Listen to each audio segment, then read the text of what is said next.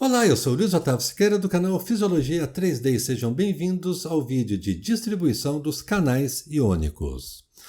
Vimos na videoaula anterior que existem alguns tipos de canais iônicos, sendo os canais de repouso aqueles que sempre permanecem abertos. Também existem os canais ativos. Esses canais são controlados. Eles podem ser controlados por neurotransmissores no caso dos canais quimiodependentes, e também podem ser controlados por meio da variação da corrente elétrica, isso no caso dos canais do tipo voltagem dependente. Esta foi a animação que eu apresentei na videoaula anterior. Os canais de repouso são aqueles que sempre permanecem abertos, permitindo a passagem de íons entre a membrana plasmática de uma célula. Também existem os canais controlados, que são os canais ativos. Esses, por sua vez, permanecem fechados e dependem de estímulos para abrirem. Existem estímulos químicos e existem estímulos elétricos. Há outros estímulos também, mas nós não vamos tratar por enquanto. No estímulo químico ocorre a interação com o neurotransmissor, a alteração conformacional do canal iônico, a abertura de um poro iônico e, consequentemente, a passagem de íons através da membrana plasmática de uma célula. Existe também o canal do tipo voltagem dependente, outro canal ativo, portanto permanece fechado, e a sua abertura vai depender da variação da corrente elétrica da célula. Em repouso, a célula apresenta o lado extracelular positivo em relação ao lado intracelular que é negativo. A alteração dessa polaridade vai fazer com que ocorra uma alteração conformacional da proteína, a abertura de um poro iônico e, consequentemente, a passagem de íons. Esses canais foi o que nós estudamos na videoaula passada. O objetivo desta videoaula agora é mostrar onde localizam os canais de repouso e também os canais ativos em um neurônio. Para isso, precisamos conhecer a anatomia de um neurônio. Esta figura mostra um neurônio típico e nós vamos explorar cada parte de um neurônio para compreender a sua anatomia e, consequentemente, facilitar o entendimento da localização dos canais iônicos. A primeira porção do neurônio que vamos estudar são os dendritos. Os dendritos são prolongamentos que partem do corpo celular. Veja o que eu escrevi. Os dendritos são uma extensão altamente ramificada do corpo celular de um neurônio.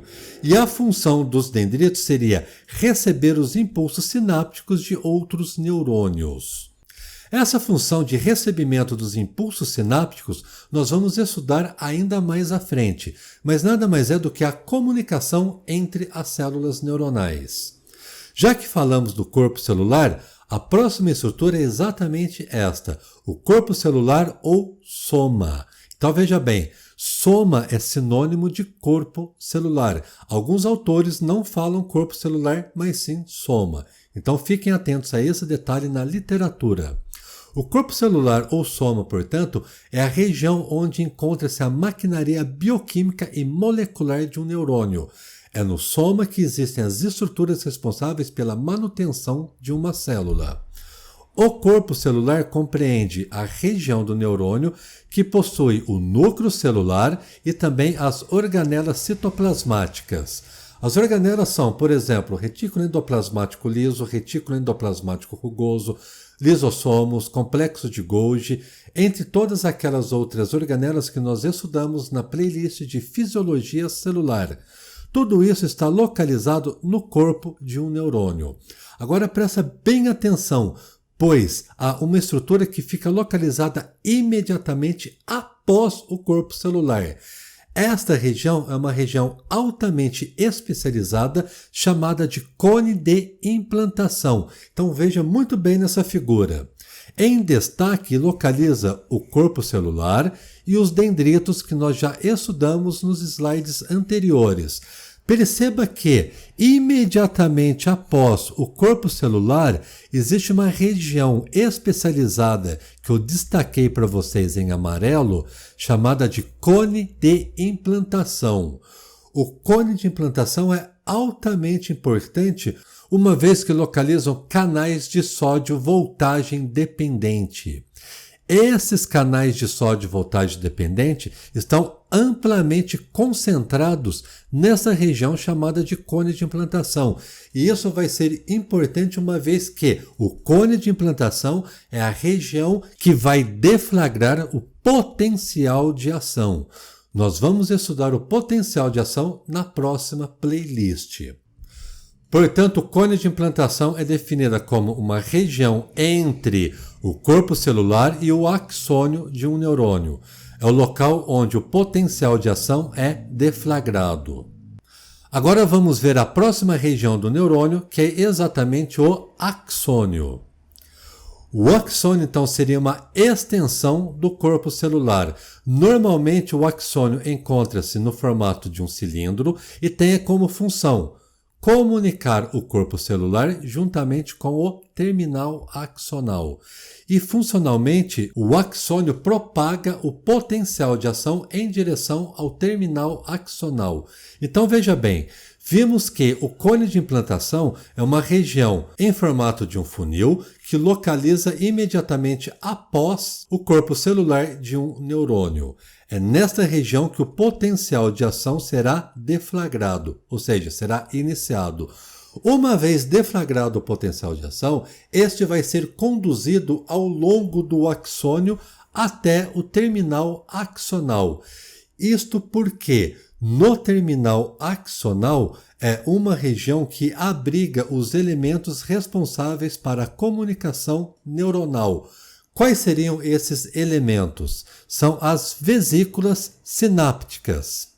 As vesículas sinápticas nós vamos estudar com mais detalhes no futuro, mas são estruturas esferoides que abrigam os neurotransmissores. Então veja bem, de forma sucinta, após o potencial de ação atingir o terminal axonal, este estímulo elétrico vai ser o responsável pela liberação de neurotransmissores na fenda sináptica. A fenda sináptica é um espaço que existe entre um neurônio com outro neurônio.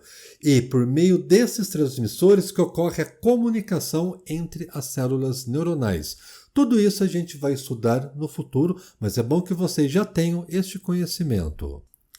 Assim a gente termina essa parte da aula mostrando a anatomia do neurônio. Agora vamos ver onde localizam os canais iônicos. Vamos estudar, portanto, a localização dos canais quimiodependentes. Os canais iônicos quimiodependentes localizam tanto nos dendritos como também no corpo celular de um neurônio. Então veja bem, os canais iônicos do tipo quimiodependente localizam nos dendritos e também no corpo celular. Já os canais do tipo voltagem dependente localizam tanto no cone de implantação quanto também no axônio de um neurônio. Vamos ver, os canais iônicos do tipo voltagem dependente estão localizados no cone de implantação e também no axônio de um neurônio. E o axônio também inclui o terminal axonal. E, por fim, os canais de repouso. Perceba que os canais iônicos de repouso estão localizados em toda a extensão de um neurônio. Ou seja, estão localizados tanto nos dendritos quanto no corpo celular, assim como no cone de implantação, no axônio e, por fim, no terminal axonal. Ou seja, em toda a célula existem canais de repouso. Vamos ver agora essa animação da localização dos canais iônicos. A animação mostra o neurônio e vamos começar estudando a anatomia neuronal. Os prolongamentos da célula que partem do corpo celular recebem o nome de dendritos e, funcionalmente, os dendritos recebem informações de outros neurônios. O corpo celular, por sua vez, é a região onde existe a maquinaria bioquímica e molecular que garante a vida desta célula. Portanto, no corpo celular localiza o núcleo celular, além das organelas citoplasmáticas. Saibam vocês que, se o corpo celular for destruído, o neurônio, consequentemente, vai morrer. Já se outras estruturas do neurônio forem destruídas, tal como o axônio ou o terminal axonal, o neurônio necessariamente não vai morrer. Ele pode inclusive regenerar, mas isso vai depender de vários estímulos em determinadas circunstâncias bem específicas. Ao término do corpo celular, encontra-se uma região em formato de um funil chamada de cone de implantação. O cone de implantação é uma região especializada onde encontra-se uma grande concentração de canais de sódio voltagem dependente. O cone de implantação, portanto, é a região do neurônio que vai deflagrar o potencial de ação. Perceba que o formato do cone de implantação normalmente é em formato de um funil e liga o corpo celular ao axônio de um neurônio. O axônio, portanto, é uma região cilíndrica, normalmente única, cuja função seria comunicar o corpo celular com o terminal axonal. Além disso, permite a propagação do potencial de ação que foi iniciado no cone de implantação de um neurônio.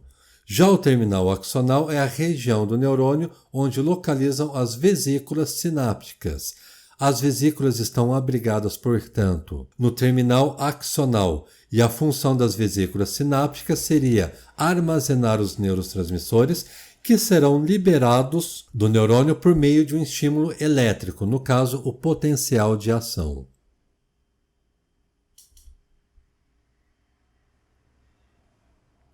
Uma vez compreendida a anatomia de um neurônio, vamos ver que os canais do tipo quimiodependente são localizados tanto nos dendritos quanto também no corpo celular de um neurônio. Por sua vez, os canais do tipo voltagem dependente localizam tanto no cone de implantação quanto no axônio e também no terminal axonal de um neurônio. E por fim, os canais do tipo passivo, ou seja, os canais de repouso, estão distribuídos ao longo de toda a célula neuronal.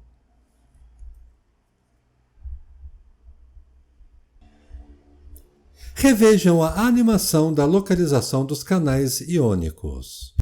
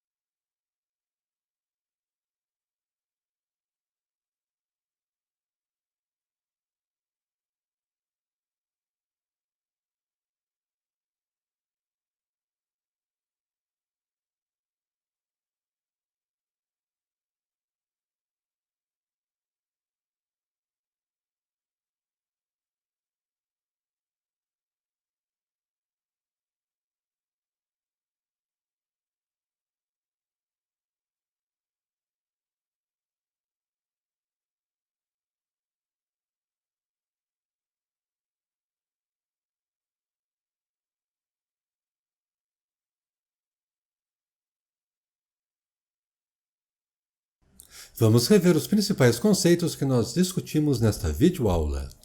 Dendritos são os elementos receptivos das células nervosas.